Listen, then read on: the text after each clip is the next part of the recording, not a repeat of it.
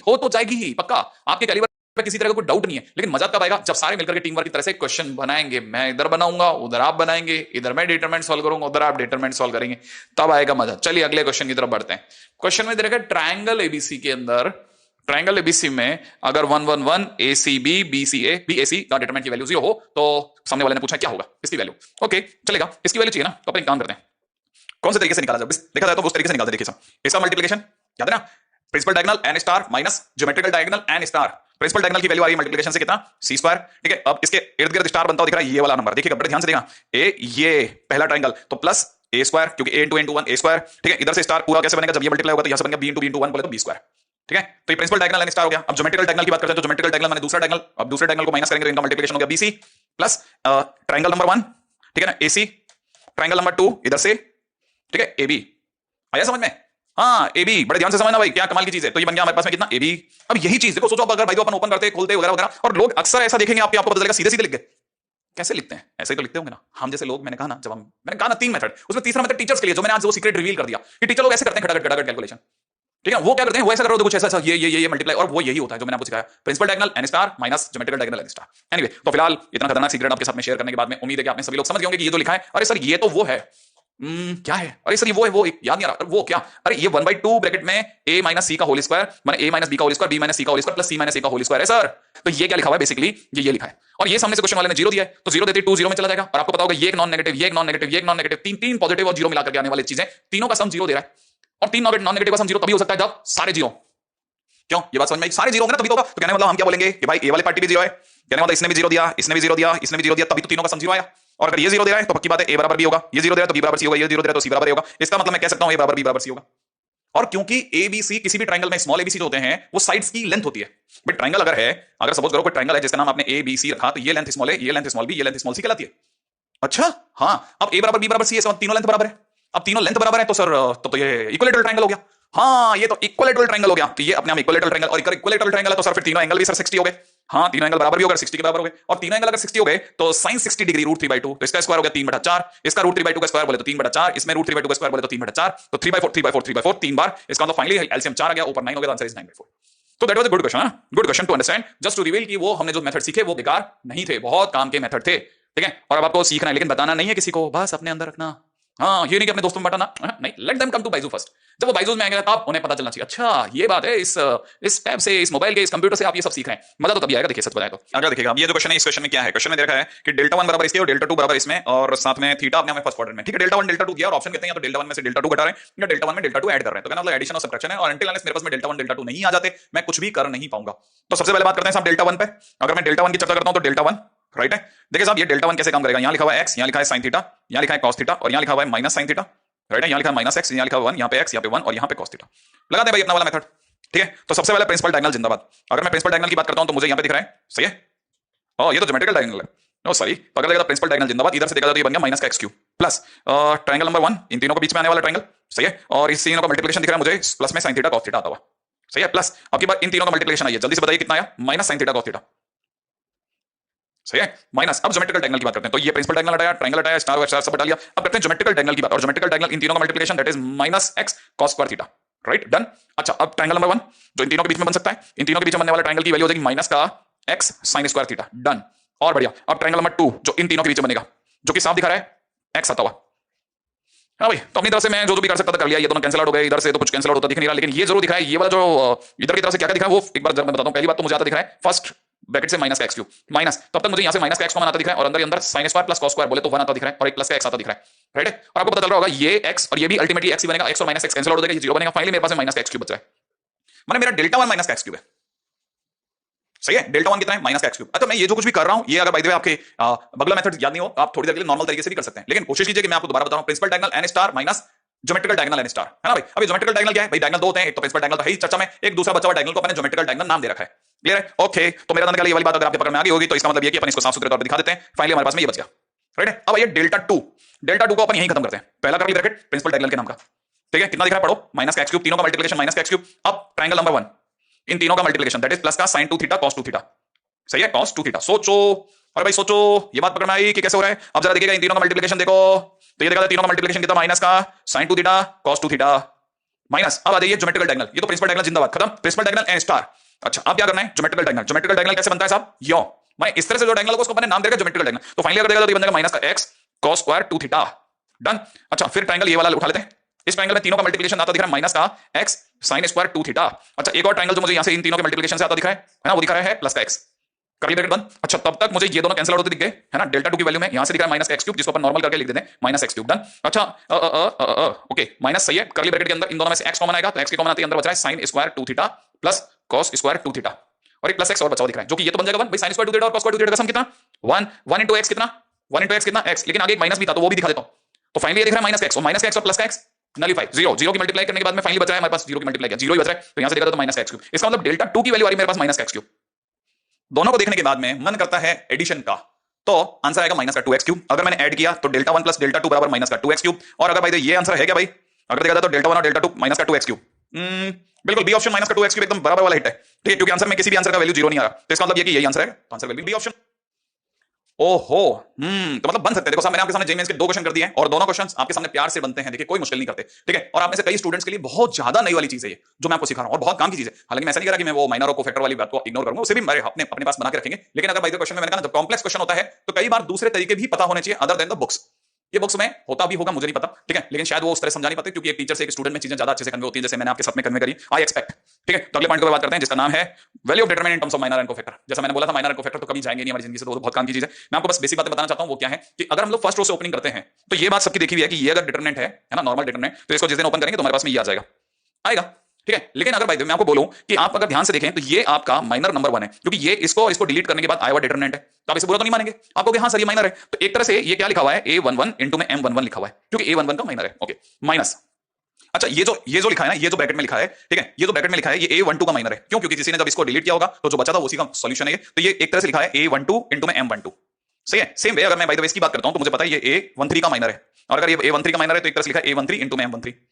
तो मतलब मैं जिसको डेल्टा बोल रहा हूं, क्योंकि ये डेल्टा की मतलब डिटरमिनेंट की वैल्यू है, ये डिटरमिनेंट की वैल्यू अगर मैं माइनर के टर्म्स में बोलूंगा तो यही आएगी जो मैंने लिखी है अभी आपके सामने, a11 m11 a12 m12 plus में a13 m13। क्या आपने ध्यान से सुना, a11 m11 माइनस में a12 m12 प्लस में a13 m13। तो माइनर के टर्म्स में भी मैं बोल सकता हूं, मतलब जिसे हम आम तरीके से खोलते हैं ना, जिस तरह से ओपनिंग करते हैं, उसी को अगर कोई माइनर के टर्म्स में बोलना चाहे तो बोल सकता है ना। हाँ तो हम याद रखेंगे कि डेल्टा का मतलब इतना होता है। अच्छा अब ये जो प्लस माइनस आ रहा है ना अल्टरनेट ऑर्डर पर, अल्टरनेट ऑर्डर पे जो प्लस माइनस आ रहा है, अगर आप इससे बचना चाहते हैं तो लोगों ने इसका भी तरीका निकाला कि भाई ये प्लस माइनस कब तक याद रहेगा, तो बेस्ट क्या रहेगा, लोगों ने इसके लिए बोला कि एक काम करो माइनस के साथ में माइनर हटा लो तो कोफैक्टर मिल जाएगा। क्या, हाँ देखो ना, आपको पता नहीं है दिमाग, ये थोड़ा सा देखो सोचो आपको मजा आएगा। ये एक तरह से देखा जाए तो -1 की पावर, ध्यान से देखना, क्या मैं इसको मजाक में ऐसे दिखा रहा हूं कि मैं इसे a11 लिख रहा हूं और इसे -1 की पावर 1 + 1 इंटू m11 लिख रहा हूं, तो कोई गलत नहीं है। प्लस ये जो लिखा है ना, इसको देखना कैसे लिखूंगा, मैं लिखूंगा a12 इंटू में -1 की पावर 1 + 2 m12 प्लस, ध्यान से देखिएगा इस चीज को, मस्त वाली चीज है ये, एकदम यूनिक चीज सीख रहे हैं है ना। प्लस में ये लिखा है -1 की पावर 1 + 3 m13, ये ऐसा लिखा है। अच्छा लेकिन अगर भाई ऐसे लिखा है तो आप में से कोई भी ऐतराज नहीं करेगा कि -1 की पावर 1 + 1 m11 जो सर आपने लिखा, यहां पे -1 की पावर 1 + 2 m12 जो आपने लिखा, और यहां सर जो आपने a13 रह गया बेचारा, एनीवे मैं उसको लाता हूं 1 + 3 m13 जो लिखा, ठीक है, इसमें क्या रह गया वो बताता हूं, एक चीज बेचारा मिस हो गया था a13, ठीक है। अच्छा जो आपने ये जो येलो में लिखा है ना, ये क्या चीज है, अरे सर ये तो कोफैक्टर है, कोफैक्टर टाइप नहीं कर रहा, भूल गया, शायद भूल गया तो कोई बात नहीं, मैं याद दिलाता हूं ना आपको, Cij क्या होता है, -1 की पावर i + j mij होता है। हाँ याद आया फार्मूला, तो कहने मतलब ये अगर ध्यान से देखें तो जो नीचे सब्सक्रिप्ट है ना वही मैंने i + j के नाम पे लगाया है, तो एक तरह से मैं जब चाहूं तो ये येलो वाले पार्ट को हटा करके Cij लिख सकता हूं। तो मैं अगर भाई जिस दिन चाहूंगा ना तो उस दिन ये a11 और प्लस में a12 प्लस में a13 को तो टच भी नहीं करूंगा, लेकिन जो येलो पार्ट में लिखा हुआ है ना उसको मैं लिखूंगा C11, और ये जो येलो पार्ट में लिखा है इसको लिखूंगा C12, और जो येलो पार्ट में लिखा है इसे बोलूंगा C13। देखो इसे ऐसे लिखूंगा, इसे इस प्रकार लिखूंगा, इसे इस तरह लिखूंगा, तो एक तरह से चाहूं तो मैं माइनर में लिखता हूं, लेकिन माइनर में प्लस माइनस का चक्कर आ सकता है, तो अगर मैं प्लस में लिखना चाहूं तो इन टर्म्स ऑफ कोफैक्टर भी बोल सकता हूं। हाँ भाई देखो मैं एक्चुअली क्या ज्यादा इसकी गहराई में ले जाकर आपको बोर नहीं करना चाहता, लेकिन बेसिक बातें कुछ एक ऐसी होती है ना जिसमें मतलब हमारा भी बस नहीं होता। टीचर लोग कौन सा चाहते हैं कि आपको भैरी गरी बोरी बातें बताएं, आपको मस्त मस्त बातों में पढ़ाएं, मतलब एजुकेशन आपके लिए फन होनी चाहिए। कौन सा चाहते हैं कि आपको भैरी गरी बोरी बातें बताएं, आपको एनीवे तो हमको ये दो बातें खतरनाक वाली पता चली। इन टर्म्स ऑफ माइनर में ऐसे लिखता हूं और इन टर्म्स ऑफ कोफैक्टर में ऐसे लिखता हूं, डेल्टा को इसे नोट डाउन आप कर लें, ठीक है। तो वैसे तो आप में से सभी लोग मेरे साथ साथ क्योंकि पारंगत हो चुके हैं कि कैसे आखिरकार सर के साथ साथ अपने को काम बनाते रहना, लेकिन फिर भी उसके बावजूद अगर किसी ने भी दिखाता तो बस मैं आपको सिर्फ दिखा देता हूं। हालांकि जरूरत तो फर्स्ट रो की ही ज्यादा पढ़ने, मतलब ये कि अगर बाय द वे मैंने इसका डेल्टा निकाला तो इसका डेल्टा में जब ओपनिंग माइनस का a23 कॉपी और माइनर कॉपी हुआ है ना भाई, तो ये एक ऐसी चीज है माइनर के टर्म को लिखवाने के मैं लिखूंगा तो ये ऐसे दिखेगा और सारी चीजें पॉजिटिव दिखेंगी, इसीलिए लोग कोफैक्टर ज्यादा प्रेफर करते हैं, क्योंकि माइनर में extra plus minus sign with respect to its position corresponding position in determinant आता ही है, उसमें अपन कुछ कर नहीं सकते, तो लोग इसलिए कोफैक्टर की तरफ ज्यादा मूव कर जाते हैं। तो ये भी एक तरीका है, आप चाहें तो इसे भी आप अगर आउटलाइन करना चाहें, नोट डाउन करना चाहें तो कर सकते हैं। हाँ भाई रूल क्या पकड़ना है, रूल ये पकड़ना है कि जितने भी एलिमेंट करना चाहें, नोट डाउन करना चाहें तो कर सकते हैं। हाँ भाई, अब इससे क्या रूल क्या पकड़ में आया? रूल ये पकड़ में से मल्टीप्लाई कर दें, एक रो के जितने भी एलिमेंट है उनको उनके कॉरस्पॉन्डिंग कोफैक्टर से मल्टीप्लाई कर दें, और अगर ऐड कर दें तो हमें क्या मिल जाएगा? डेल्टा। ये बिल्कुल सिंपल सा रूल है, कोई बड़ी बात नहीं है, कोई मुश्किल वाली बात नहीं है। तो कहने का मतलब ये कि अगर क्वेश्चन मतलब अगर बाय द वे हमसे कोई पूछे कि what is the sum of product of elements in a row और in a column with their corresponding cofactor, तो हमारा जवाब होगा it will be the value of determinant. किसी भी रो या कॉलम के सभी एलिमेंट्स का उनके कॉरस्पॉन्डिंग कोफैक्टर से मल्टीप्लिकेशन का सम क्या देता है? वैल्यू ऑफ डिटरमिनेंट देता है। दोबारा, किसी भी रो के सारे एलिमेंट उनका उनके कॉरस्पॉन्डिंग कोफैक्टर से मल्टीप्लिकेशन का सम क्या देगा? डेल्टा देगा। ओके, इसका क्या मतलब है? इसका बिल्कुल सीधा सा मतलब है कि अगर मैं फर्स्ट रो की बात करता हूं तो फर्स्ट रो में होता है A11, A12, A13 और उनके कॉरस्पॉन्डिंग कोफैक्टर होते हैं C11, C12, C13। अगर मैं A11 की C11 से मल्टीप्लाई करूं, A12 की C12 से मल्टीप्लाई करूं, A13 की C13 से मल्टीप्लाई करके तीनों का सम कर दूं तो आंसर डेल्टा माने वैल्यू ऑफ डिटरमिनेंट आ जाएगा, है ना? वैल्यू ऑफ डिटरमिनेंट आ जाएगा। कहीं से कहीं तक किसी भी उसमें चले जाइए, आपको तुरंत पता चल जाएगा। जैसे मान लीजिए मैंने अगर बाय द वे 1 2 -1 0 1 2, ठीक है, 0 3 4 अगर सपोज ये ले लिया, ठीक है। अच्छा, मुझे करना क्या है? बस कोफैक्टर से मल्टीप्लाई करते जाना है, ठीक है। तो किसी भी रो या किसी भी कॉलम, जैसा आप सोचेंगे, कोई जरूरी नहीं फर्स्ट रो फर्स्ट कॉलम हो, किसी भी रो की बात करते हैं। जैसे मान लीजिए मैंने इस कॉलम की बात करी, राइट है, तो मैं -1 लिख रहा हूं, याद है ना, प्लस माइनस प्लस। हालांकि मैं कोफैक्टर में मुझे इन सब की जरूरत ही नहीं है, तो मैं -1 लिखूंगा, ठीक है, फिर मैं +2 लिखूंगा, फिर मैं प्लस का 4 लिखूंगा, राइट है। अब मैं -1 के टाइम पे -1 वाले को रो और कॉलम को अगर मैं डिलीट करता हूं तो रो और कॉलम को डिलीट करने के बाद में जो मुझे मिल रहा है 0, खत्म। इसको यहां पे हटा देते हैं, राइट है। अगर बाय द वे मैं माइनस मतलब अगर मैं 2 की बात करता हूं तो 2 का रो और कॉलम अगर मैं डिलीट कर देता हूं तो -3, राइट है, इसे भी हटा लेते हैं, है ना। लास्ट में आया कौन? 4, 4 की रो और कॉलम अगर मैं डिलीट करता हूं तो आंसर आ जाएगा 1 -0, ठीक है। तो मेरे पास में जो आंसर आएगा that will be 0 -6 + 4 that is -2। ये क्या चीज है? वैल्यू ऑफ डिटरमिनेंट है।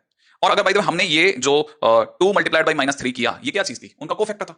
तो अब यहां पर जो समझ में आने लायक बात है, एक तरह से हम लोग वैल्यू ऑफ डिटरमिनेंट निकालते टाइम पे इसी चीज का तो यूज करते हैं। अच्छा, अब ये जो चीज है ना कि किसी भी रो के सारे एलिमेंट्स उन्हीं के कॉरस्पॉन्डिंग कोफैक्टर से मल्टीप्लाई हो रहे हैं और सम अप हो रहे हैं और डेल्टा दे रहे हैं। इसकी जगह पर कई बार क्या होता है ना, थोड़ा शैतान दिमाग अगर होता तो कहने का मतलब उसके दिमाग में ये भी आ सकता था कि सर अगर मैं जैसे फर्स्ट रो के सारे एलिमेंट की उन्हीं के कॉरस्पॉन्डिंग कोफैक्टर से मल्टीप्लाई ना करके मैं अगर बाई चांस किसी और रो के कॉरस्पॉन्डिंग कोफैक्टर से मल्टीप्लाई कर देता तो अगर बाय द वे जैसे A11 की आपने C11 से मल्टीप्लाई करी, A12 की C12 से मल्टीप्लाई करी, A13 की C13 से मल्टीप्लाई करी, इसकी जगह A11 की A12 की A13 की अगर गलती से मल्टीप्लाई सेकंड रो से होती तो C21 C22 C23 होता और मैं जैसे इन्हें सम करता आंसर 0 हो जाता। एकदम नाइट चीज आई है। हाँ, यही तो समझना है कि अच्छा ये भी खेल है। हाँ, ये भी बहुत अच्छा खेल है और ये अपने आप में प्रॉपर्टी ऑफ डिटरमिनेंट में गिना जाता है कि अच्छा अब जरा क्या चीज है उस प्रॉपर्टी को एक बार जरा अच्छे से लिख लेते हैं कि sum of product of elements of any row. जब मैं रो बोलूं तो कॉलम ऑटोमेटिकली अंडरस्टूड है। Sum of product of elements of any row और ए रो, ठीक है, with corresponding cofactors of elements of any other row gives 0। याद रखना, sum of product of elements of row and the corresponding cofactors of elements of any other row is always 0। किसी भी रो के सभी elements की किसी दूसरी रो के एलिमेंट्स के कोफैक्टर्स के साथ मल्टीप्लिकेशन का सम 0 आता है। तो मैं आपसे क्वेश्चन पूछता हूं, बताओ अगर मैंने भाई फर्स्ट रो के सारे एलिमेंट उठाए और उनकी मल्टीप्लाई उन्हीं के कॉरस्पॉन्डिंग कोफैक्टर से कर दी तो क्या आएगा? 0 नहीं, तब डेल्टा आएगा। अगर मैंने किसी भी रो की उसी के कॉरस्पॉन्डिंग कोफैक्टर से मल्टीप्लाई करके सम कर दिया तो आंसर डेल्टा देगा। लेकिन अगर भाई किसी भी रो की किसी दूसरी रो के कॉरस्पॉन्डिंग कोफैक्टर से मल्टीप्लिकेशन करके सम कर दिया तो आंसर 0 आएगा। उम्मीद है ये दो चीजें आपको पकड़ में आ गई होंगी और मैं जल्दी से आगे दौड़ जाता हूं कि आखिरकार हम क्या चाहते क्या हैं। हम ये चाहते हैं कि A11 A12 A13 की मल्टीप्लाई C21 C22 C23 हो जाए तो पीछे लिखा तो आंसर 0 आएगा, क्योंकि एलिमेंट्स किसके हैं? एलिमेंट्स ऑफ फर्स्ट रो हैं, elements of first row, right है। और ये C121 C22 C23 क्या है? कोफैक्टर्स ऑफ सेकेंड रो, ठीक है। तो एलिमेंट्स ऑफ फर्स्ट रो याद रख लेना, elements of first row multiplied by cofactors of second row and sum up will give answer 0, ठीक है। याद रखिएगा, बहुत काम की चीज है, ठीक है, क्योंकि कहीं और किसी और जगह काम में आने वाली, तभी तो आपको बोल रहा हूं कि ऐसा सही है, ठीक है। और बाय द वे अगर प्रूफ देना हो तो मैंने आपको वैसे प्रूफ दे दिया था एक एग्जांपल से, लेकिन फिर भी अगर बाय द वे लगता है कि नहीं साहब इसे थोड़ा और अच्छे से दिखाते तो इसका जरा प्रूफ भी दिखा देता हूं। अगर मान लो मेरे को इसका प्रूफ देना पड़ गया तो A11 तो A11 रहेगा भाई, ये तीन जने तो बदलेंगे नहीं ना, ये तीन तो बदलेंगे ही नहीं। अब रही बात C21 की, तो C21 अपन ढूंढ लाते हैं ना। जैसे मैं मान लीजिए A11 कहा, किसी ने कहा C21 क्या होगा, तो C21 का मतलब एक तो -1 की पावर 2 + 1 इनटू फिर 21 का माइनर माने इसका माइनर 21 को हटा लिया, रो और कॉलम डिलीट करे तो जो माइनर आया, ठीक है, उसका सॉल्व कर लिया A12 A1 A33 ये मल्टीप्लाइड बाय ये माइनस ये मल्टीप्लाइड बाय ये, तो माइनस में A32 into A13 that's it. तो इसी तरह से हम लोगों ने जुगाड़ जुगाड़ करके हर किसी का कोफैक्टर निकाला। जैसे ही इसे खोला पता चला सब कट गए, ठीक है, और आंसर 0 आ गया, और आंसर 0 आ गया। और मैं यहां से आगे चल पड़ा क्योंकि मैं ऑलरेडी इसका एग्जांपल दे चुका हूं, तो मैंने किसी और तरीके से इसको प्रूफ कर रखा है। तो वैसे फिर भी आपके पास में चॉइस है, मैंने आपको तरीका बता दिया कि आगे बढ़ते हैं अपन लोग, आगे बढ़िए। हम चलते हैं क्वेश्चन की तरफ। क्वेश्चन बड़ा ध्यान से देखना, क्वेश्चन क्या कहता है, बहुत अच्छा क्वेश्चन है, पीछे की जितनी भी चीजें हमने पढ़ी वो सामने आने का टाइम आ गया। अब देखते हैं आप में से कितने लोगों ने बहुत ध्यान से सारी चीजों को पढ़ा था। मैं इससे पहले कि मैं क्वेश्चन की तरफ देखूं और आगे बढ़ूं, मैं पहले पूछ लेता हूं कुछ छोटी छोटी बातें कि आपको माइनर और कोफैक्टर के बीच का अंतर पता चल गया? आपको माइनर और कोफैक्टर के बीच का डिफरेंस याद है? आपको पता है क्या कि मैं आपके सामने एक छोटा सा रखता हूं, जरा जैसे PQR के लिए बोलता हूं, मैं फर्स्ट रो में PQR दिख रहा है ना अपने को, फर्स्ट रो है ना, उसमें अपने को PQR दिख रहा है। मैं आपके सामने PQR को लेकर के कोशिश करते हैं कि जितनी कम से कम बातें पूछी आपसे उतने बातें रखते हैं। तो आपको पता है कि जब मैं माइनर की बात करूंगा तो ये प्लस माइनस प्लस ऐसे उठेगा, तो ये प्लस फिर माइनस का क्यूब और फिर प्लस उठेगा, है ना। और फर्स्ट रो का है तो उसकी कॉरस्पॉन्डिंग माइनर का नाम होगा M11, इसका नाम होगा M12, इसका नाम होगा M13। और क्योंकि अपने ही माइनर के साथ में प्रोडक्ट का सम हो रहा है तो एक तरह से कोफैक्टर के साथ में एलिमेंट का सम हो रहा है, तो हमारे को पता चलता है आंसर डेल्टा देगा, ठीक है ना। अच्छा, एक बात यही, अगर बाय द वे मैं कोफैक्टर में बोलता हूं तो मैं बोलता p इंटू में c11 प्लस में q इंटू में c12 और प्लस में r इंटू में c13 और ये डेल्टा ही आता। आपको माइनर कोफैक्टर के बीच का एक डिफरेंस पता होना चाहिए कि जब भी कोफैक्टर में कहानी चल रही होती है तो सारे एलिमेंट प्लस प्लस प्लस चल रहे होते हैं, जबकि माइनर में अल्टरनेट प्लस माइनस आते हैं। इतना आपको मेरे को लगता है आपकी नजर इस पर पड़ चुकी होगी। मान लो नहीं भी पड़ी तो आपके सामने दोबारा देख लेना मैं क्या कहना चाह रहा हूं कि जब माइनर होता है तो प्लस माइनस प्लस ऐसे आता है, और जब कोफैक्टर होता है तो सब में प्लस प्लस चलता है। याद है ना, ये लाल रंग। सही है, तो फिलहाल ये आप में से सभी लोगों को याद होगा कि हाँ ऐसा सही है। तो एक चीज जो आपको क्वेश्चन में देखने के बाद ऑप्शन देखिएगा, कोफैक्टर में कोई ऐसा ऑप्शन तो नहीं है जिसमें प्लस माइनस है। कोफैक्टर में कोई ऐसा ऑप्शन तो नहीं जिसमें प्लस माइनस है। जैसे सी ऑप्शन देखिएगा C21 फिर माइनस आ गया C22 और यही ये आउट हो गया बिकॉज ऑफ इट्स वीकनेस। क्यों? क्योंकि कोफैक्टर में जब भी इस तरह की लाइन बनती है तो सब में प्लस होता है। एक बात अच्छा, क्या आपको ये अभी भी याद है कि अगर मैं PQR की बात करता हूं और कोफैक्टर की बात करता, अगर मैं कोफैक्टर की बात करता तो PQR क्योंकि फर्स्ट रो में है, PQR कौन सी रो में? फर्स्ट रो में, तो फर्स्ट रो के सभी एलिमेंट्स को फर्स्ट रो के ही कोफैक्टर्स के मतलब उनके कॉरस्पॉन्डिंग कोफैक्टर से मल्टीप्लाई करके सम अप करूंगा तो डेल्टा आएगा, और अगर किसी रो दूसरी रो से कर दूं तो जीरो आएगा। ये बात कह दी ना आपने, तो क्या आएगा? जीरो आएगा। अब मैं जैसे मान लो मैंने PQR की कोफैक्टर बनाया सेकंड रो से कैसे पता चलेगा? C21 लिख दूंगा, C22 लिख दूंगा, C23 लिख दूंगा, और आपको पता है जैसे मैं सम अप करूंगा तो आंसर जीरो आएगा। तो ऐसा जिसका आंसर जीरो दे रखा हो उस पर गौर से देखो, कोई ऑप्शन में आंसर जीरो है? बी में है, बी में जीरो है। अब बी के एलिमेंट गिनो, ए बी सी, ये किसके एलिमेंट है? एलिमेंट्स ऑफ, क्या लिखूं मैं? Elements of third row. सही है, ये एलिमेंट्स ऑफ थर्ड रो है ना भाई, तीसरी रो है ना भाई, ये गलत तो नहीं सोच रहा मैं? अच्छा, अब इनके कोफैक्टर गिनो, C11 C12 C13, ये किसके कोफैक्टर है? कौन सी रो के कोफैक्टर है? Cofactors of first row. अब आपको स्ट्राइक करना चाहिए कि एलिमेंट्स हैं थर्ड रो के, कोफैक्टर्स फर्स्ट रो के, सम अप करने पे आंसर जीरो आना था और ये जीरो आया भी, मैंने बी ऑप्शन तो करेक्ट है। अच्छा, अब डी पे आ जाता है। पहले डी की अगर हम लोग चर्चा करें तो डी में दिख रहा है PQR, राइट है। अगर मैं PQR की बात करता हूं तो PQR पे पहले चर्चा कर लेता हूं। PQR अपने आप में कौन सा रो है? एलिमेंट्स ऑफ फर्स्ट रो है। सही है, एलिमेंट्स ऑफ फर्स्ट रो लिख दो। अच्छा, जिसे आप ध्यान से देखेंगे फर्स्ट रो में मैंने ऊपर ऑलरेडी प्लस माइनस प्लस लिख रखा है, तो आपको दिख रहा होगा प्लस माइनस प्लस का आना एकदम करेक्ट है। सही है। अच्छा, अगर प्लस माइनस के साथ माइनर आए तो एक तरह से कोफैक्टर आ रहे हैं भाई, प्लस माइनस के साथ अगर माइनर आ रहा है तो एक तरह से कोफैक्टर आ रहा है, क्योंकि माइनर और कोफैक्टर में माइनस वन की पावर का फर्क होता है, प्लस माइनस पे तो फर्क होता है ना? सही बात। अच्छा, अगर ये सही बात है तो आप ये भी समझ सकते हैं कि अगर ये वाली बात सही है तो इसका मतलब ये एक तरह से माइनर के साथ प्लस माइनस है, इसका मतलब ये कोफैक्टर्स हैं। ये अपने आप में किसके कोफैक्टर्स हैं? जरा गिनिए, M11 M12 M13 किसके कोफैक्टर हैं? 1 1 1 2 1 3 1 आगे आ रहा है, इसका मतलब फर्स्ट रो के कोफैक्टर्स ऑफ फर्स्ट रो। अब जरा सोचिए कि elements of first row multiplied with cofactors of first row और फाइनली सम अप भी हो रहे हैं तो आंसर क्या देगा? डेल्टा। और ये दिया भी है, इसका मतलब डी ऑप्शन तो करेक्ट है। तो फिर सर एक्स ए भी सही होना चाहिए, उसमें भी वो माइनर के साथ मल्टीप्लाई हो रहे हैं, एक्स वाई जेड 2 1 के साथ मल्टीप्लाई। हाँ बराबर है, लेकिन ध्यान से मैं आपको वापस याद दिलाना चाहूंगा, गलती से भी ये गलती नहीं करना। सेकंड रो में प्लस के बाद माइनस फिर प्लस, याद है ना, ये प्लस है तो उसके बाद माइनस आता है। स्टार्टिंग माइनस एक्स से होनी थी, स्टार्टिंग माइनस एक्स से फिर प्लस का वाई फिर माइनस का जेड होना था, याद करो, है ना? तो यहां पे क्या हुआ है? स्टार्टिंग माइनस एक्स से ना होकर के स्टार्टिंग प्लस एक्स हो गई है। कोफैक्टर मतलब माइनर के साथ में प्लस माइनस माने कोफैक्टर बराबर है, लेकिन स्टार्टिंग किससे होनी थी? माइनस से, और आपने स्टार्टिंग किससे देख ली? प्लस से, तो ये अपने आप में रॉन्ग ऑप्शन हो गया। एक अच्छा क्वेश्चन, बहुत अच्छे से समझने समझाने लायक, बहुत ध्यान से देखने लायक, हर उस स्टूडेंट के लिए एक मिसाल है कि हाँ भाई पीछे जितना भी उसने पढ़ा वो फाइनली आकर के इस जगह आकर के अपनी टेस्टिंग कर सकता है कि हाँ मैंने सीख लिया सर, अब मुझे माइनर कोफैक्टर में किसी तरह का कोई प्रॉब्लम नहीं है, राइट है। चलो आगे, तो फिलहाल अगर देखा जाए तो ये दो प्रॉपर्टीज और इन प्रॉपर्टीज के दम पे एक आंसर जीरो आना था, एक आंसर डेल्टा आना था, तो अपन ने वो दो पे हाथ रखा है, आगे बढ़ेंगे अपन, ठीक है। अगला ये एक टफ क्वेश्चन है, टफ लेवल का क्वेश्चन है। इसका जो बेसिक है वो ये कि आपने सिर्फ सभी को ध्यान होना चाहिए कि हमने सारस मेथड के दौरान ये सीखा था क्या, मैंने आपको ये बात बता रखी थी कि सारस मेथड में अगर मैं A1 B1 C1 लेता हूं, है ना, और यहाँ पे A2 B2 C2 लेता हूं, और यहाँ पे अगर मैं A3 B3 C3 लेता हूं, तो मुझे पहली दो कॉलम को बाहर रख लेना चाहिए, A1 A2 A3 B1 B2 B3 को, और फिर फाइनली जहां से तीन तीन मिलते जाएंगे तो पहले तीन राइट में जाकर के मैं पहला ब्रैकेट बनाऊंगा, फिर माइनस, फिर मैं उल्टी साइड से आकर के फिर जहां से ये तीन मिलेंगे ये तीन और ये तीन का प्रोडक्ट करके दूसरा ब्रैकेट बनाऊंगा, याद है? ऐसा बना के मेरे पास डेल्टा आ जाएगा। लेकिन मैं आपको याद दिलाना चाहता हूं कि मैंने ये बताने के साथ साथ ये भी बताया था कि इसमें हम पहचानेंगे कैसे कि सही जा रहे हैं कि गलत जा रहे हैं। मैंने कहा था इसके सारे एलिमेंट्स के प्रोडक्ट का सम, जैसे इसमें तीन आएंगे ना भाई, पहले नंबर पे आएगा A1 B2 C3, A1 B2 C3, दूसरे नंबर पे आएगा A3 B1 C2, और तीसरा नंबर पे आएगा A2 B3 C1। सही है, इन तीनों का जो प्रोडक्ट आएगा, इन तीनों का जो प्रोडक्ट आएगा वो product should be equal to product of second bracket. माने ये जो दोनों के प्रोडक्ट आएंगे ना, ये हमेशा दोनों बराबर होने चाहिए। इस बिहाफ पर ये जो क्वेश्चन है अपने आप में one of the fantastic question माना जाता है। नॉर्मली इसे क्लासरूम में भी डिस्कस करते समय पे थोड़ी परेशानी रहती है, तो अगर देखा जाए तो हम तो बहुत दूर हैं, कोशिश करना कि हम उस लेवल तक अपने लेवल को बढ़ा सके कि मैं ऐसे क्वेश्चंस कराने की आजादी आपसे ले लूं, ठीक है। जैसे क्वेश्चन के अंदर साफ बोला जा रहा है कि हम सिर्फ दो ही एलिमेंट्स का यूज करेंगे, वन और माइनस वन का। तो मैं आपके सामने एक छोटा सी बात और रखता हूं कि अगर मैंने वन और माइनस वन का यूज करा तो मैंने डायगोनली सपोज करो मैंने 1 1 1 ले लिया तीनों, बताएंगे जरा प्रोडक्ट कितना आएगा? 1 1 1 अगर मैंने तीन नंबर ले लिए तो तीनों का प्रोडक्ट कितना आएगा? 1। सही है। अगर इनमें से कोई भी एक -1 होता तो आप कहते -1 आएगा प्रोडक्ट। सही है। अच्छा, इनमें से कोई दो माइनस होते तो प्रोडक्ट 1 आता सर। अच्छा, अगर तीनों माइनस के होते तो सर उस केस में प्रोडक्ट -1 आता सर। तो मतलब ये कि जब भी हम तीन जनों को एक साथ, जैसे हमने यहां पर इन तीन को एक साथ प्रोडक्ट किया है, फिर अगले तीन को एक साथ प्रोडक्ट किया है, इन तीन को एक साथ प्रोडक्ट किया है, तो हर बार आंसर या तो 1 आ रहा है या -1 आ रहा है, क्योंकि हम एलिमेंट्स ही एक और -1 ले रहे हैं। ये इसकी पहली सीख है। ऑडियो मेरे को याद है कि आपने ऑडियो मेरी बातों को समझ करके मेरे ऑडियो को रखना चालू कर रखा है, और इस तरह की बातें आपको पता होना चाहिए। तो पहली चीज आपको क्या समझ में आती है कि मैं किन्हीं भी तीन का अगर प्रोडक्ट करता हूं तो आंसर दो ही संभावना है, दो ही पॉसिबिलिटीज है, 1 या -1 आएगा। ओके, नाउ इसके फर्दर चलते हैं। अगर यहां तक की बात समझ में आ गई तो मैं अगर बाय द वे आपके सामने सपोज कीजिए कि मैंने दोनों ब्रैकेट इस तरह से खोल के जो भी थे वो आपके सामने रख दिए, ठीक है, ब्लू वाले और व्हाइट वाले।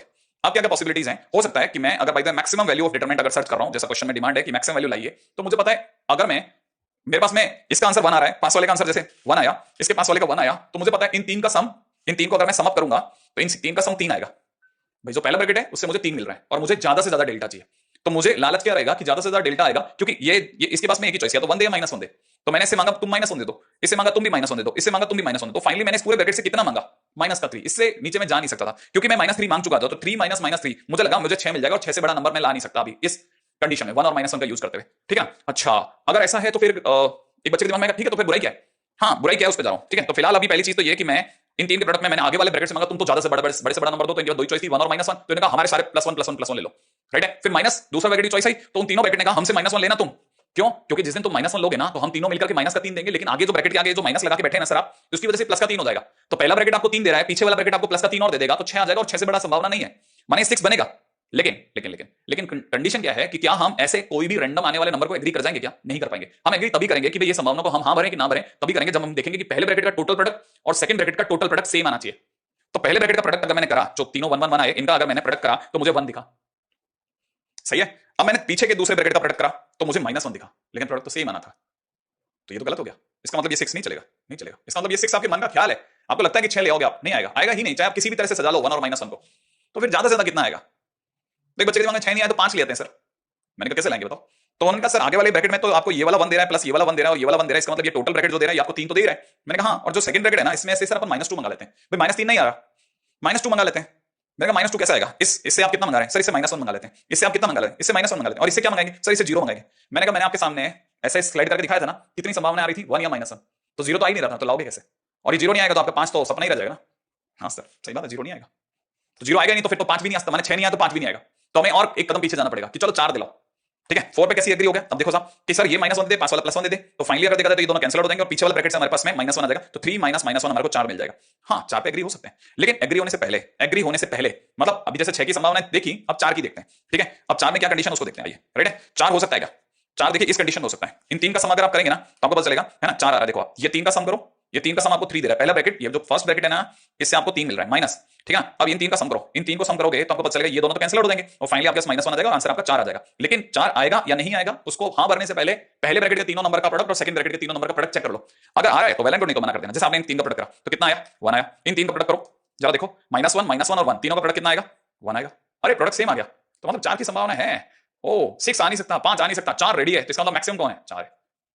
मैक्सिमम 4 है। अब ये जो मैंने आपको सिखाया ना ये आपको आना चाहिए था कि मैक्सिमम कैसे निकाल सकते हैं 1 और -1 का, वो मैंने आपको बता दिया भाई। क्लियर? ओके। मतलब मैंने आपको जो सिखाया उसे आपको लिख लेना चाहिए। ठीक है, मैं हालांकि इस जगह पर तो ज्यादा तो इससे ज्यादा कुछ समझा नहीं सकता, लेकिन आपको पता होना चाहिए कि कैसे क्या क्या किया गया था, और वरना मैंने आपको ऑडियो की सलाह दे दी थी, तो ऑडियो में आपको वापस लिखने का मौका मिल जाएगा, है ना। और मैं आगे चलूंगा जल्दी से। ठीक है, क्योंकि अब हम अगला टाइटल लेकर आ रहे हैं बहुत काम का, जिससे डिटरमिनेंट बहुत इजी और इंटरेस्टिंग होने वाला है, और ये कईयों को थोड़ा बहुत आइडिया, कईयों को थोड़ा बहुत आइडिया नहीं होने, सबको आइडिया हो जाएगा। चलिए अगले टाइटल पे बात करते हैं जिसका नाम है प्रॉपर्टीज ऑफ डिटरमिनेंट्स। अभी प्रॉपर्टीज ऑफ डिटरमिनेंट्स क्या है भाई? एक्चुअल में क्या था कि हम चाहते तो वैल्यू ऑफ डिटरमिनेंट आसानी से निकाल सकते थे, लेकिन हमने क्या किया, हमने कुछ चीजों पे गौर किया और हमारे को पता चला कि ये बाद में हर तरह की डिटरमिनेंट के साथ में चलने वाली चीजें बन गई, और क्योंकि सभी में हो रहा था तो हमने उन्हें डिटरमिनेंट की प्रॉपर्टी माना। और जब हम उसको ध्यान में रखते हुए क्वेश्चन को सॉल्व करने लगे तो हमारे को पता चला कि हमारे क्वेश्चन के आंसर्स कंपैरेटिवली कम मेहनत में आने लगे, और यहां से ये एक एक करके पॉपुलर हुई। जैसे कौन सी ऐसी चीजें जो देखते ही मतलब आसानी से चीजों को बना दे। देखिए ये तो पहले तो इस कायदे से चलेंगे ना कि इससे क्वेश्चन बहुत जल्दी बनने वाला है, ठीक है, और हर क्वेश्चन बन जाएगा जल्दी से, ये पहले दिमाग से निकाल दें। हाँ ये बात पक्की है कि इससे कंपैरेटिवली शॉर्ट टाइम में बन सकता है, ठीक है, लेकिन उसके लिए भी अच्छी खासी मेहनत की जरूरत रहेगी। ठीक है, तो देखिए साहब पहली प्रॉपर्टी क्या है? फर्स्ट प्रॉपर्टी बहुत इंटरेस्टिंग है, अपर ट्रायंगुलर या लोअर ट्रायंगुलर अगर कभी भी डिटरमिनेंट है, अपर ट्रायंगुलर या लोअर ट्रायंगुलर, जब अपर ट्रायंगुलर होता है तो लोअर का 0 होता है। ठीक है, जब लोअर ट्रायंगुलर होता है तो अपर ट्रायंगल के सारे एलिमेंट 0 होते हैं, उम्मीद है आपको याद होगा। तो जब भी उसका डिटरमिनेंट होता है ना तो हमेशा उनका माने जब भी उनका जो आंसर निकालेंगे ना वो हमेशा डायगोनल के नंबर का प्रोडक्ट के बराबर आएगा। क्या क्या मतलब इसका मतलब ये है कि जैसे मान लीजिए कि आपने क्या किया, आपके पास में ये लोअर ट्रायंगुलर ये अपर ट्रायंगुलर मैट्रिक्स आई, ठीक है, या फिर आपके पास में ये लोअर ट्रायंगुलर मैट्रिक्स आई, दो मैंने आपके मैट्रिक्स लगा दी। अगर आप इनकी डिटरमिनेंट वैल्यू निकालेंगे ना, अगर आपने इनकी डिटरमिनेंट वैल्यू निकाली तो निकालने के लिए आपको इसको सॉल्व करने की जरूरत नहीं है। डू वन थिंग, इन तीन का प्रोडक्ट कर दो, वही इनका आंसर हो जाएगा। That's it. इतना सिंपल गेम है कि अगर आपने इनका डिटरमिनेंट निकाला तो पहले वाले का कितना आएगा एबीसी और दूसरे वाले का भी कितना आएगा एबीसी। आप करके देख लीजिएगा, बहुत आसान है। तो पहली सबसे पहले लिख लीजिएगा, ये मेरे साथ साथ लिखना है आपको हर तरह की प्रॉपर्टीज में, भले अपनी राइटिंग कितनी गंदी हो जाए लेकिन मेरे साथ साथ लिखते चलना। क्या है? बिल्कुल सीधी सी स्टोरी है, कहता है कि डिटरमिनेंट ऑफ अपर और lower triangular matrix is always equal to product of their diagonal elements. खत्म। अगली प्रॉपर्टी को चलते हैं खटाखट। ठीक है, सेकंड प्रॉपर्टी क्या कहती है? सेकंड प्रॉपर्टी कहती है कि जैसे अगर बाय द वे हमने किसी डिटरमिनेंट की वैल्यू निकाली और अगर बाय द वे उसका ट्रांसपोज करके वैल्यू निकाली तो दोनों की वैल्यू सेम आएगी। ओके, क्या बोला? The determinant of the transpose of a square matrix is always equal to determinant of its own matrix. मैंने कहने का मतलब ये कि अगर बाय द वे जैसे सपोज करो मैंने ये आपके सामने जो डेल्टा है, ठीक है, इसका डिटरमिनेंट निकला है ना, मैं ये डिटरमिनेंट वैल्यू निकली, डेल्टा निकला है ना, इसकी जगह पर अगर मैंने गलती से इसकी रो को कॉलम में बदल दिया होता तो इसका ट्रांसपोज आ जाता, और अब अगर मैं आंसर निकालता तब भी सेम आता। तो आपने को पता चलता कि दोनों वैल्यू जो है वो हमेशा इक्वल आएंगे, दोनों का डिटरमिनेंट सेम आएगा, माने किसी भी मैट्रिक्स के रो और कॉलम को इंटरचेंज करने से उसकी डिटरमिनेंट वैल्यू पर कोई फर्क नहीं पड़ता। किसी भी डिटरमिनेंट की रो को कॉलम से इंटरचेंज करने पर डिटरमिनेंट की वैल्यू पर फर्क नहीं पड़ता। पहली क्या थी, फर्स्ट क्या थी, अपर ट्रायंगुलर हो या लोअर ट्रायंगुलर हो, हमेशा उसका आंसर किसके बराबर होता है, डायगोनल एलिमेंट्स के प्रोडक्ट के बराबर। दूसरी क्या सिखाई कि अगर कोई भी डिटरमिनेंट है उसके अगर आपने ट्रांसपोज करके डिटरमिनेंट निकाली, दोनों का आंसर सेम आएगा। कैसे आएगा सर? हाँ तो देखिए साहब, अपने को ये तो पता है ना कि किसी भी डिटरमिनेंट का आंसर निकालना हो तो चाहे रो से निकालो चाहे कॉलम से निकालो, दोनों से आंसर सेम आता है। ये पहली चीज होनी चाहिए जो आपको पता होनी चाहिए। तो अगर जैसे मैं डेल्टा की फर्स्ट रो देख रहा हूं तो फर्स्ट रो का अगर मैंने आंसर निकाला, ठीक है, तो फर्स्ट रो से अगर भाई मैं इसका डेल्टा की वैल्यू निकालूंगा तो इसकी कॉरस्पॉन्डिंग माइनर से मल्टीप्लाई करता जाऊंगा तो मेरे पास आंसर ये आ जाएगा, राइट है, तो ये डेल्टा दे देगा। अब यहां मैंने डेल्टा के लिए निकाला फर्स्ट रो से, जबकि डेल्टा डैश के लिए यही first row turns into first column. अब मैं डेल्टा डैश का आंसर फर्स्ट कॉलम से निकालता हूं, तो देखो फर्स्ट कॉलम से निकालते टाइम पे याद है ना, प्लस माइनस प्लस ऐसे चलेगा, तो वापस क्या बना मेरे पास में, सेम चीज बनी। और अगर सेम चीज बनी तो इसका मतलब डेल्टा बराबर डेल्टा डैश था। तो इसका मतलब ये कि रो और कॉलम बदलने से जो ट्रांसपोज होता है डिटरमिनेंट की वैल्यू को कोई असर नहीं आता, नहीं, कतई नहीं आता, बिल्कुल सीधा उसूल है।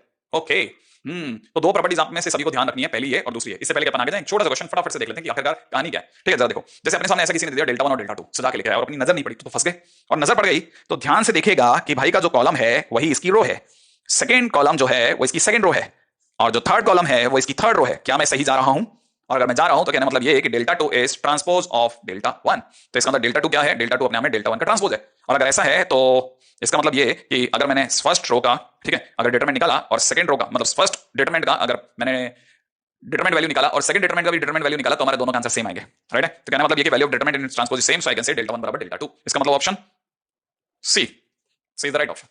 ठीक है, आगे चलते हैं अगले पॉइंट की ओर। कितना मतलब सिंपल क्वेश्चन आ सकता है, कितना सिंपल क्वेश्चन हो सकता है। अपने को लगता है कि अपन क्वेश्चन के अंदर बहुत धांसू देख लेंगे, नहीं, कई बार इतना आसान क्वेश्चन भी होता है ना, जब लगता है वाह, इसलिए कई लोगों का ये फेवरेट चैप्टर बन जाता है, राइट है। ओके, अच्छा, तीसरी प्रॉपर्टी बहुत मशहूर प्रॉपर्टी है, मतलब सभी लोगों को सबसे ज्यादा याद रहने वाली प्रॉपर्टी है। अगर कोई भी दो रो या कोई भी दो कॉलम आइडेंटिकल है, आइडेंटिकल माने बिल्कुल सेम है, तो फिर समझ जाना कि उसका डिटरमिनेंट वैल्यू 0 आने वाला है।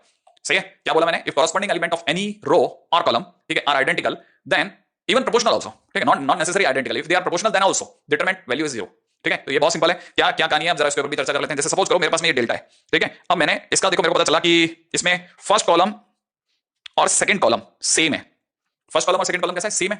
तो जब मैं इसका डेल्टा निकालूंगा तो कैसे निकलेगा, देखो जरा, अगर मैं इसका डेल्टा निकालता हूं तो मेरे पास में डेल्टा के टाइम पे मैं इसको इस तरह से ओपन कर रहा हूं, राइट है, A11, फिर अगले नंबर पे ले लेते हैं सेकंड वाले के हिसाब से देखेंगे, मतलब हमने इसको इस तरह से ओपन करा है, राइट है, फर्स्ट नंबर पे A11, फिर उसका माइनर में ये आएंगे, ठीक है, तो माइनर में हमने किया 811 माइनस में ये, अच्छा, अगले वाले में सेकंड नंबर पे कौन आया, सेकंड नंबर पे आएगा माइनस का A11 और उसका माइनर, फिर आएगा A13 और उसका माइनर। यहां तो मुझे नहीं लगता कि कोई ऐसी चीज होगी जो बहुत हैरानी वाली है, लेकिन अगर आप ध्यान से देखें तो मल्टीप्लिकेशन आ रहा है A11 A21 A33 और इधर से आ रहा है A11 A21 A33, और आपको पता होगा ये माइनस का और ये प्लस का, ये दो कट गए। अच्छा, माइनस में इधर आ रहा है A11 A23 A31 और यहां से आ रहा है प्लस में A11 A23 into A31, ठीक है, तो ये माइनस का और ये प्लस का फिर कट गए। ओके, अब तीसरे वाले में देख लो जरा, तीसरे वाले के अंदर क्या आ रहा है, तीसरे वाले के अंदर अगर आप इसे ओपन करेंगे तो आएगा A13 A21 A31, सही है, माइनस के अंदर कितना A13 A21 A31, बिल्कुल सेम टू सेम, और फिर कैंसिल आउट होकर फाइनली आंसर 0 आ रहा है, राइट है। तो आप अगर बाय द सब्स्टिट्यूट करेंगे तो आपका डेल्टा वैल्यू कितना आ जाएगा, 0। और ये कब हुआ, जब ये दोनों आइडेंटिकल थे। अगर ये दोनों आइडेंटिकल हैं, कौन सी दो कॉलम अगर आइडेंटिकल, आंसर 0 आएगा। नहीं चेक करना, देखो इधर देखो जरा, जैसे बाय द वे सपोज करो किसी ने अगर बाय द वे सपोज करो ये दिया होता 2 1 और यहां दिया होता 4 2, अब तो आइडेंटिकल नहीं है ना, लेट्स चेक। अगर मैं आपके सामने डेल्टा की वैल्यू निकालता हूं तो डेल्टा की वैल्यू कितनी आएगी, 4 -4, अरे सर 0 आ रहा है, लेकिन ये तो आइडेंटिकल नहीं है। अरे आइडेंटिकल नहीं है लेकिन प्रोपोर्शनल है, प्रोपोर्शनल है, हाँ, ये अगर 1 और ये 2 है तो 1:2 और ये 2:4 है। अच्छा, मतलब प्रोपोर्शनल होने पे भी सेम आएगा, आइडेंटिकल होना भी मस्त नहीं है, नहीं कोई जरूरी नहीं है। अच्छा, और अगर बाय द वे जैसे ये ऐसा होता 1 2 1, यहां पे होता -3 7 और 2 और यहां होता 1 2 1 अगेन, तो भी सर आंसर 0 आता। मैंने आप चेक कर सकते हैं, किसी भी मोमेंट पे चेक कर सकते हैं, जहां पर चाहे वहां पर चेक कर सकते हैं। जैसे मान लीजिए किसी ने मेरे सामने इसको अगर ओपन करा तो 1 मल्टीप्लाइड बाई, मैं इसको फर्स्ट रो से ओपन कर रहा हूं, ठीक है, फिर प्लस का 3 मल्टीप्लाइड बाई इट्स माइनर और उसके बाद रहेगा 1 एंड इट्स माइनर, है ना। चलिए, अगर मैं 1 की बात करता हूं तो 1 के टाइम पे जरा देखिएगा, 1 के टाइम पे आ रहा है 7 -4, सही है, और -3 के टाइम पे रोअर कॉलम डिलीट करना पे 2 -2 डन। 1 के टाइम पे अगर आपने रोअर कॉलम अगर डिलीट करा तो आ गया 4 -7, सही है, finally it is -3, sorry plus का 3 it is 0 and it is -3, answer is 0 again. Answer ये तो सही में काम करता है, मतलब कोई भी दो रो कोई भी दो कॉलम अगर सेम आ रहा है, माने आइडेंटिकल आ रहा है, प्रोपोर्शनल आ रहा है, आंसर 0, डन, एकदम डन डन डन 0, ठीक है। इसी वजह से अगर आप ये भी देख रहे हैं तो मैं आपको बताऊं, आपके सामने अगर बाय द वे सपोज करो सारे एलिमेंट किसी थर्ड ऑर्डर की, उसके सारे एलिमेंट अगर बाय द वे एपी में है तो भी आंसर 0 आएगा, एपी में तो भी आंसर 0 आएगा। उसका क्या लॉजिक है, लॉजिक आएगा आने वाले टाइम में, उस पर भी बात करेंगे, अभी नहीं कर रहे तो, ठीक है। अब जरा ये लॉजिक से आगे बढ़ते हैं अगले लॉजिक की ओर, ठीक है। तो फिलहाल अपने को बदल गया, इसका डेल्टा 0 आएगा, ठीक है। चौथी प्रॉपर्टी, आप जाइए फोर्थ प्रॉपर्टी की ओर बात करते हैं। अच्छा, अगर किसी भी रो के या किसी भी कॉलम के सारे एलिमेंट 0, किसी भी रो या किसी भी कॉलम के सारे एलिमेंट अगर 0 ना तो भी डिटरमिनेंट की वैल्यू 0 होती है। याद रखना, क्या बोला, if all elements of any row और any column are 0 then value of determinant is 0। मतलब ये कि अगर बाय द वे जैसे सपोज करो कोई एक रो है, उसका पूरे सारे एलिमेंट 0 है तो आंसर 0 आएगा। हाँ, जैसे मान लो ये अगर 0 है तो आंसर 0 आएगा। मैं फर्स्ट से ओपन कर दूं ना, आप फर्स्ट रो से ओपन कर दो तो आपका आंसर 0 दिख ही रहा है आपको। अरे फर्स्ट रो से ओपन करके तो भी आपका आंसर जीरो दिखेगा, आप किसी भी तरह से ओपन करके देख लो, आपको पता चलेगा कि हाँ आंसर जीरो आएगा, सोचने की जरूरत ही नहीं है। ठीक है, तो वैसे भी देखा जाए तो ये अपने आप में खुद ही प्रूफ है, बहुत सिंपल सी प्रॉपर्टी। अच्छा, इसमें इससे पहले कि मैं आगे जाऊं, पहले एक बार जरा दोबारा सोच लेते हैं हमने क्या क्या सुना था। हमने सुना है अपर ट्रायंगुलर हो, लोअर ट्रायंगुलर हो, आंसर जो होता है डिटरमिनेंट का जो वैल्यू होता है वो उनके डायगोनल प्रिंसिपल डायगोनल एलिमेंट्स के प्रोडक्ट का वैल्यू होता है ना। अच्छा, एक थी प्रॉपर्टी। दूसरी प्रॉपर्टी हम लोगों ने ये भी पढ़ी थी कि इन केस अगर बाय द वे कोई भी, बड़े ध्यान से सुनना, ये सारी की सारी चीजें आपको याद होनी चाहिए ना, अगर कोई भी दो रो सेम आती है तो आंसर आइडेंटिकल आती है, कोई भी दो कॉलम अगर आइडेंटिकल होते हैं या प्रोपोर्शनल होते हैं तो आंसर जीरो होता है। इससे जस्ट पहले वाली प्रॉपर्टी उम्मीद है वो भी याद होगी। अभी हम लोगों ने पढ़ा कि अगर बाय द वे किसी भी रो के या किसी भी कॉलम के सारे एलिमेंट अगर जीरो हो तो आंसर जीरो होता है। मतलब अभी तक हम लोगों ने कुल मिलाकर के बेसिक बेसिक सारी की सारी चीजें पढ़ ली। एक और चीज भी पढ़ी थी, आपको याद हो तो, किसी भी डिटरमिनेंट का वैल्यू ट्रांसपोज करने पर चेंज नहीं होता। मैंने अगर भाई रोअर कॉलम इंटरचेंज करते हैं तो जो ट्रांसपोज डिटरमिनेंट आएगा, ट्रांसपोज मैट्रिक्स का जो डिटरमिनेंट वैल्यू आएगा वो सेम आएगा। ठीक है ना। अच्छा, अगले वाले को बात करते हैं। इसके बाद क्या, इनकेस अगर कोई भी दो रोज और कोई भी दो कॉलम, अगली प्रॉपर्टी क्या कह रही है, कोई भी दो रोज और कोई भी दो कॉलम अगर आपस में इंटरचेंज हो जाए तो डिटरमिनेंट अपना साइन बदल देता है। कहने का मतलब ये कि मान लो किसी डिटरमिनेंट की डिटरमिनेंट वैल्यू -13 आ रही थी, कितनी आ रही थी, -13 आ रही थी। अब आपने कोई भी दो रो या कोई भी दो कॉलम आपस में इंटरचेंज कर दिया, जैसे हमने फर्स्ट रो को थर्ड रो से बदल दिया, थर्ड को फर्स्ट पे पहुंचा दिया, तो आप समझ लो कि आपका आंसर जो होगा वो +13 हो जाएगा। इंटरेस्टिंग। अब ये कैसे देखो जरा, जैसे मैं आपके सामने प्रूफ करता हूं, ये डेल्टा है, ठीक है ना, नॉर्मली, और अगर भाई मेरे को इसकी वैल्यू निकालेगा तो मैं फर्स्ट रो से इसके माइनर की मल्टीप्लाई करके ये इसका आंसर दे दूंगा। इन केस अब मैं आपके सामने डेल्टा 2 दिखा रहा हूं, डेल्टा 2 को देखिएगा, डेल्टा 2 में बड़े ध्यान से स्क्रीन से थोड़ा चिपक के बैठना। मैं क्या करूंगा, सिर्फ फर्स्ट और सेकंड रो को इंटरचेंज करूंगा, थर्ड सेम रहेगा, ध्यान से देखने पे दिखेगा। देखो जरा, ये चेंज हो गई, थर्ड सेम है, देखा आपने। मैं दोबारा बताता हूं, देखो मैंने क्या किया, ये फर्स्ट और सेकंड को आपस में इंटरचेंज किया, third will remain the same. अब अगर किसी ने मेरे से कहा कि अब आंसर बताओ क्या होगा, मैं उसको कहूंगा एक मिनट होल्ड कीजिए, आपको पहले बता दूं कि मैंने जो डेल्टा 1 का आंसर निकाला था वो फर्स्ट रो से निकाला था। जब मैं फर्स्ट रो से माइनर की मल्टीप्लाई कर रहा होता हूं तो sign convention plus minus plus करके चल रहे होते हैं, लेकिन जब ये अपने आप में सेकंड रो बन रही है तो कन्वेंशन माइनस प्लस माइनस से चलेंगे, याद है ना, क्योंकि ये वाला प्लस का होगा तो पास वाला माइनस का, तो माइनस प्लस माइनस खुलेगा, तो इसकी वैल्यू जब भी खुलेगी तो माइनस का a11 प्लस का a12 माइनस का a13 से खुलेगी, और उनका माइनर m11 m12 और m13 होगा।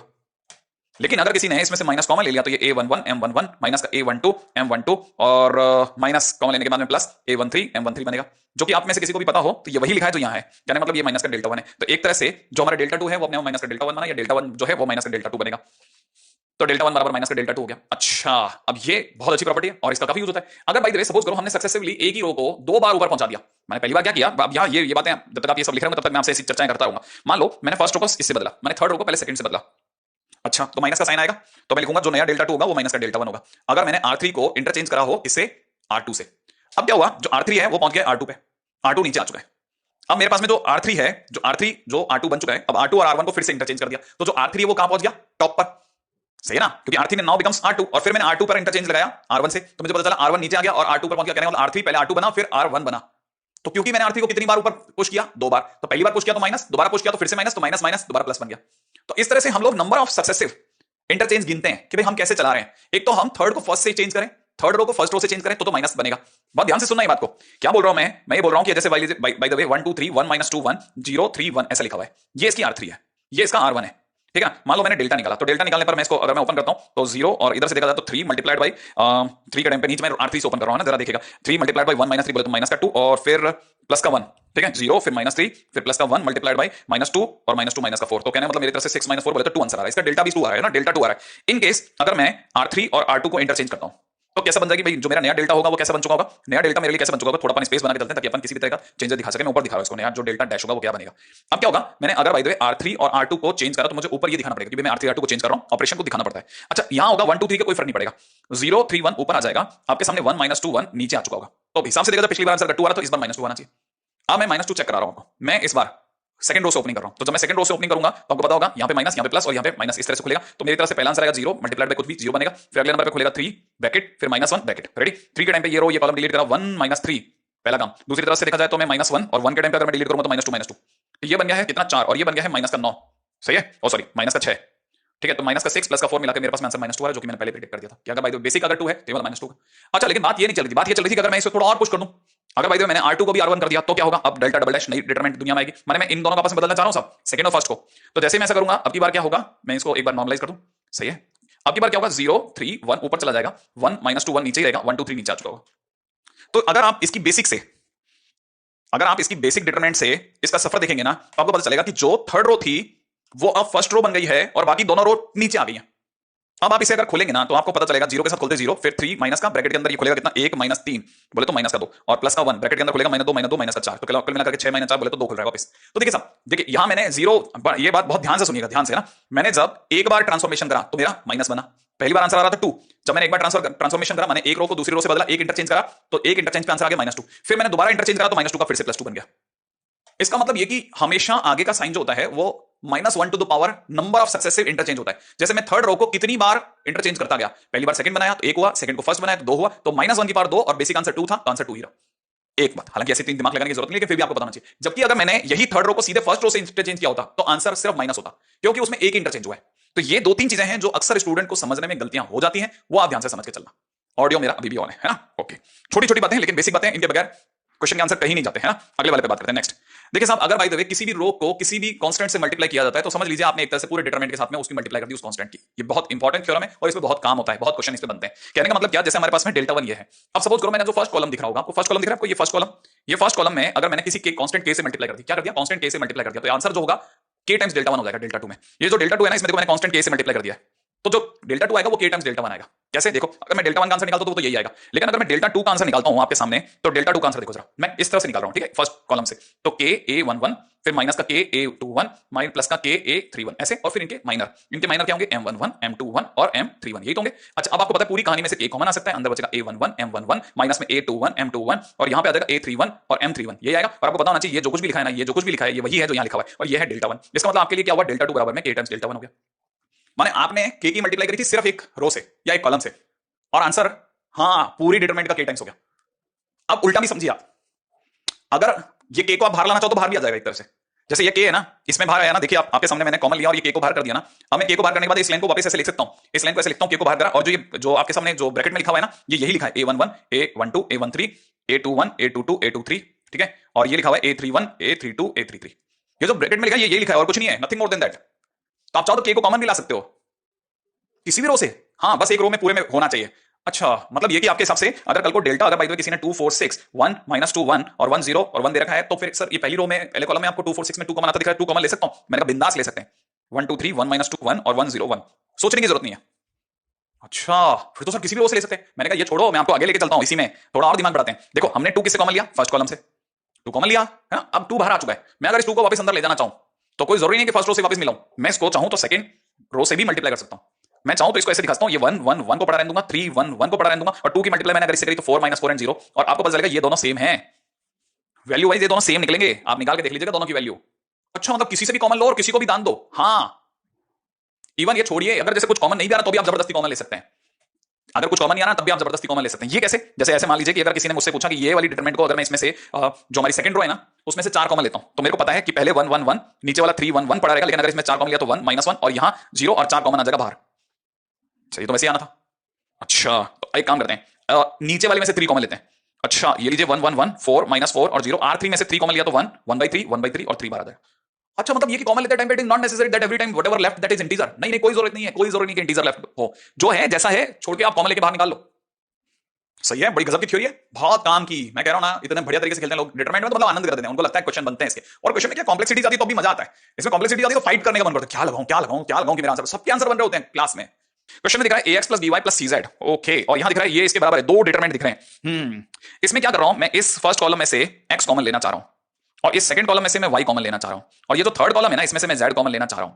अगर मैंने ऐसा किया तो मुझे पता है मेरे डिटरमिनेंट में क्या क्या होगा। देखो, जब मैं फर्स्ट कॉलम में से x कॉमन लूंगा तो ax की जगह a रह जाएगा, x स्क्वायर की जगह x रह जाएगा, और 1 की जगह सब 1/x हो जाएगा। हाँ, लेकिन आपने कहा चलता है, चलेगा, ठीक है। इसमें से y कॉमन लेने पे b, यहां पे y और यहां पे 1/y, और यहां हो जाएगा c, यहां हो जाएगा z और यहां हो जाएगा 1/z।